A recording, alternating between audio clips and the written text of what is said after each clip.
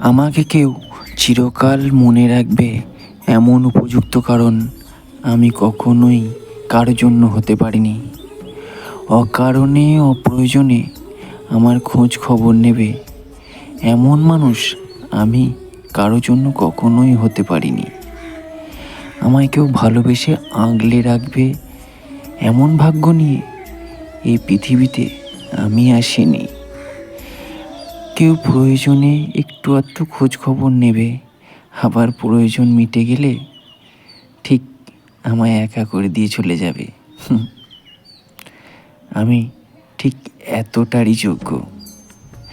আমার উপর কেউ জোর করবে, অধিকার দেখাবে, এরকম মানুষ আমি কোনোদিনই ছিলাম না, আর কারো কাছে কোনোদিন হবও না। হয়তো লোকে ভাবে আমি একটু ইমোশনাল, কিন্তু না।